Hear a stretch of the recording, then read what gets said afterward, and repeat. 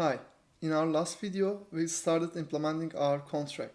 First we implemented the data section, and in this video we are going to start implementing our functions. First I'm going to create our function called setOwner, which is going to set our owner to the new owner. For this I'm going to say function setOwner is going to be our new owner. It's going to be an external function and it can only be called by the owner. Here I'm going to say owner equals to new owner. Next we have our addUser function. Here I'm going to say function addUser string call data name.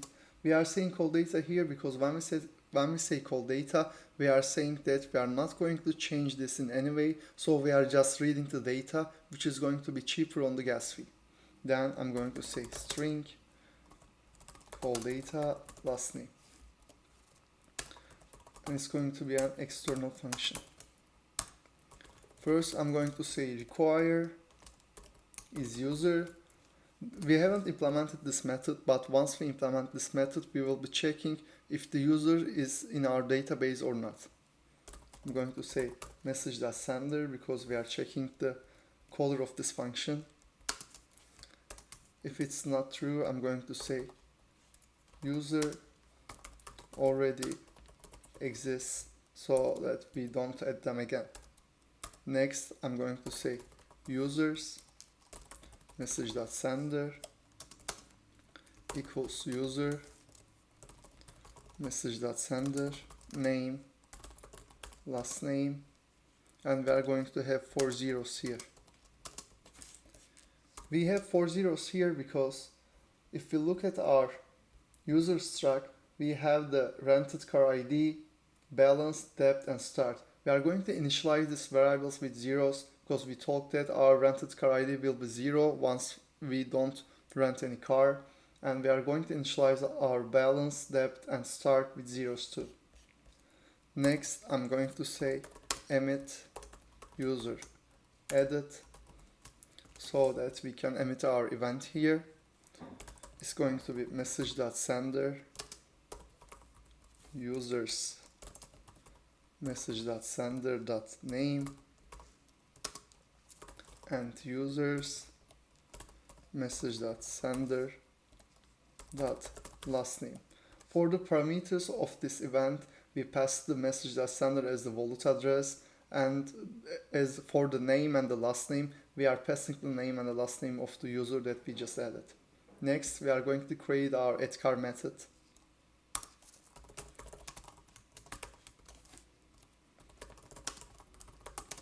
First we have the name of the car,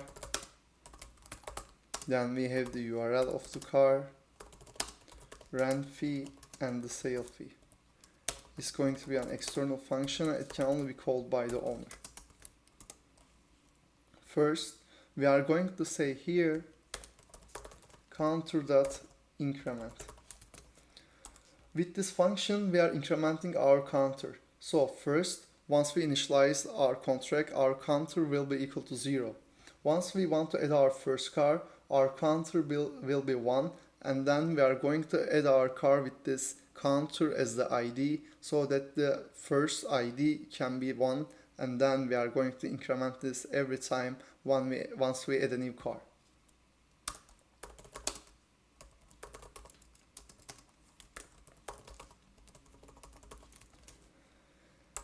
And here I got the counter as the current, so for the first time once we call this function, this will increment it, and with this counter variable I'm getting hold of my new counter, which will be 1 once we call this function for the first time.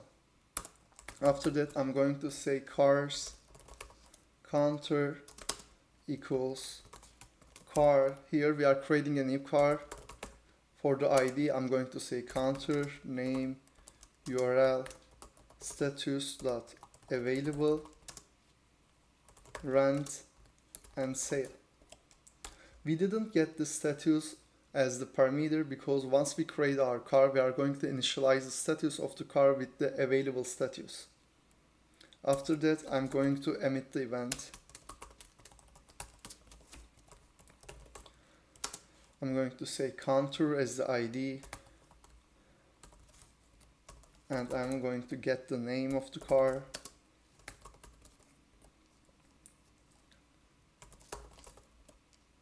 Here, image URL of the car.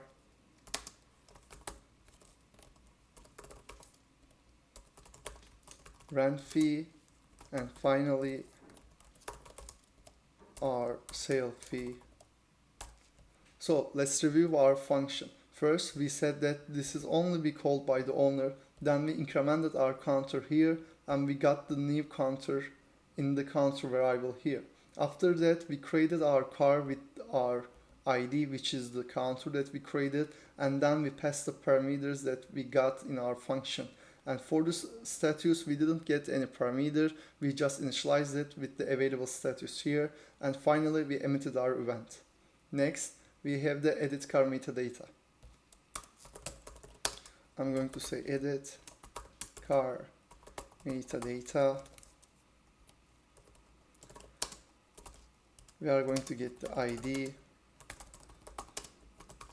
name, image URL,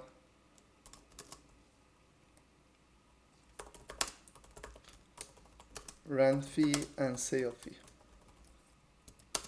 It's going to be an external function, and it can only be called by the owner. So inside this function, first I'm going to check if the car exists or not. For that, I'm going to say cars id.id not equal to 0. If we are wrong, then we are going to say car with given id does not exist. So if we pass our check, then we are going to create a storage reference to our car. Here we are creating a storage reference because what we want to do is we want to manipulate our car in the following lines. If we created this as the memory, then we are just copying this car in our memory. Whatever we change with the car wouldn't reflect if it was memory, but since it's a storage reference, whatever we change in this car variable is going to affect this car's ID, which is the car with the current ID that we got as a parameter. And then I'm going to say if bytes name.length not equal to 0, car.name equals name. So what we are doing here is that we are checking if we got the name as a parameter, if the name parameter is empty or not, by checking its byte size. If it's not 0, then we are going to say our car name is a new name. Now I'm going to do the same thing for our image URL.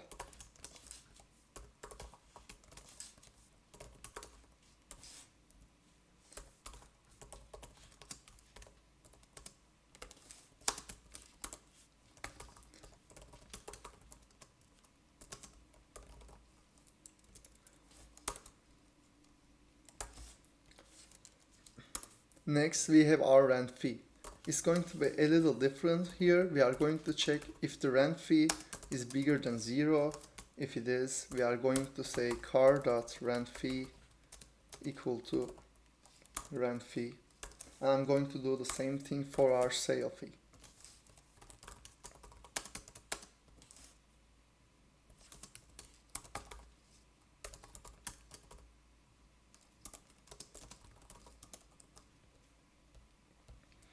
After updating our car, we are going to emit the event. I'm going to say car metadata. For the ID, it's going to be the ID. Name is going to be car.name. This is going to be car.imageURL, car.rentFee, and finally car.saleFee. So let's review our function. With editCarMetadata, first we checked if the car exists or not. If it exists, then we created a storage reference for the car with the given ID.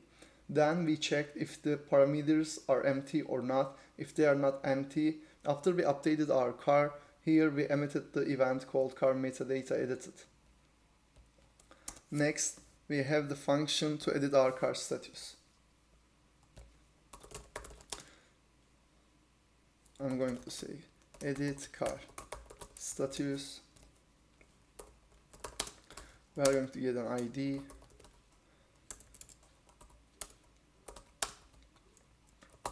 We will have our status. This is going to be an external function. It can only be called by the owner. I'm going to say require cars id.id not equal to 0 like we did on the top. If it's equal to 0, we are going to say car with given ID does not exist.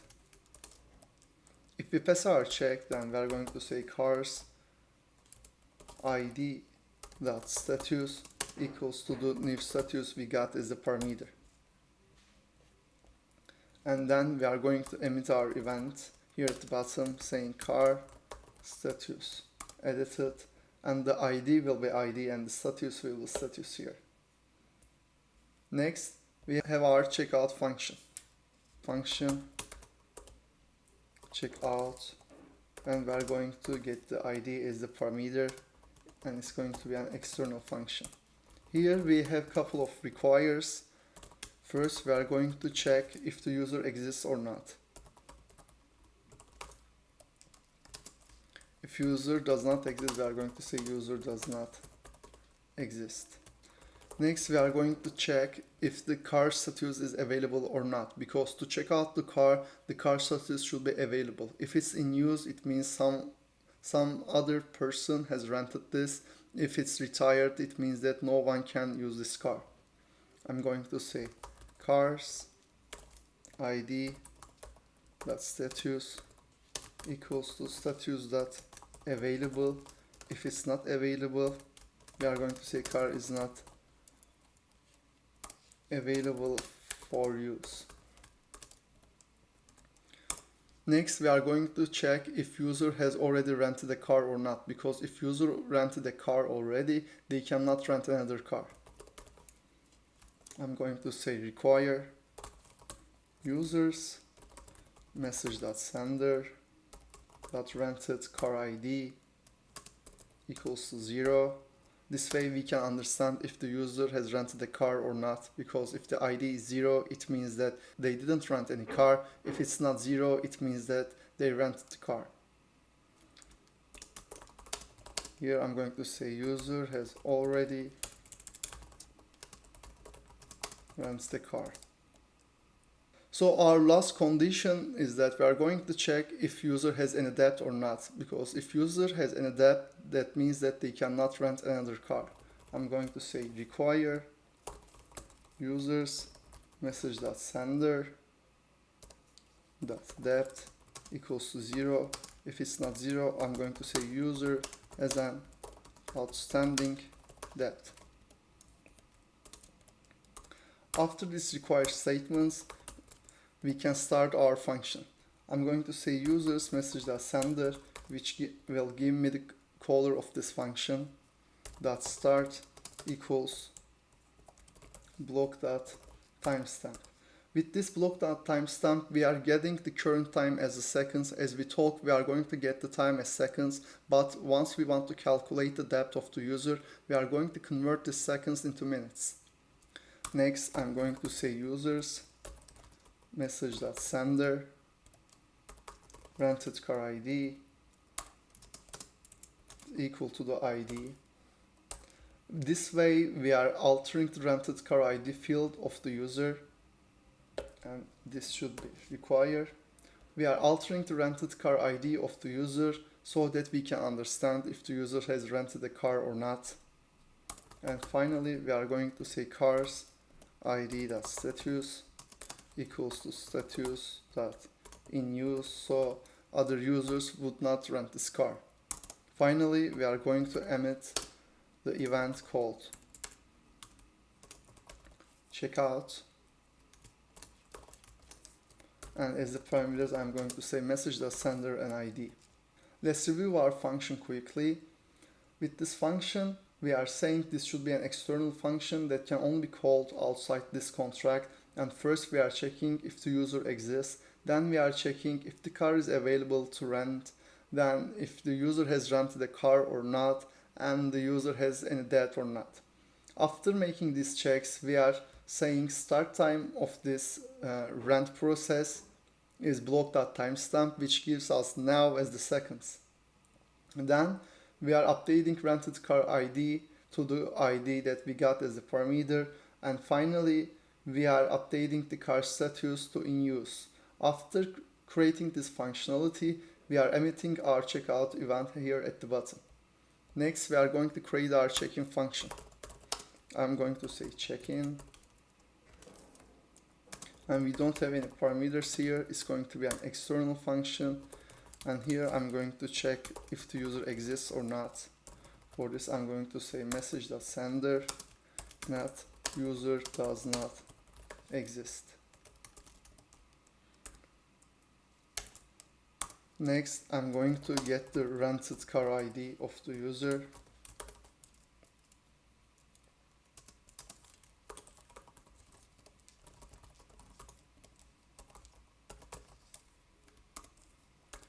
With this rented car ID, I'm going to check if user has rented a car or not.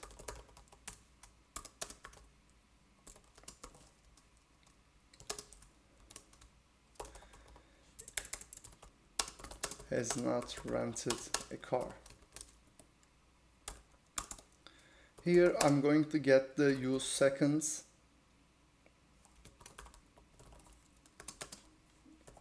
I'm going to get block.timestamp, which will give me the seconds for now. And then I'm going to say minus users message.sender.start. So here we said the start time of this renting process is equal to block.timestamp, so that we can get now as the seconds. And here we are basically doing the same thing. We are getting the use seconds here with the block.timestamp, so we can get now as the seconds, and after that we are subtracting the start time, which will give us the usage time as the seconds. Then I'm going to say rent fee equals to cars rented car ID dot rent fee. With these two parameters, we are going to calculate the depth of the user. I'm going to say users message.sender.depth plus equals calculate depth use seconds and rent fee. It's going to give us an error because we haven't implemented the calculate depth function yet.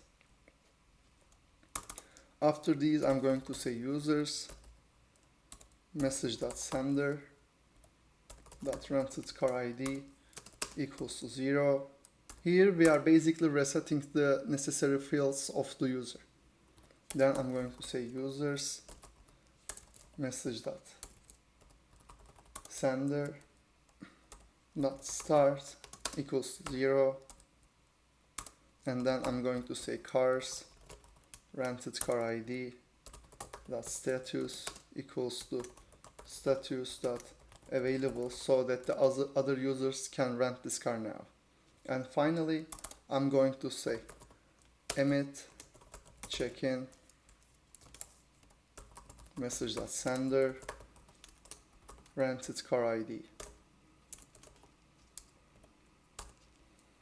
So that will be our checkin function. So far, we created a couple of execute functions, and in our next lesson, we are going to implement the login for our payment. Thank you very much, and see you on the next video.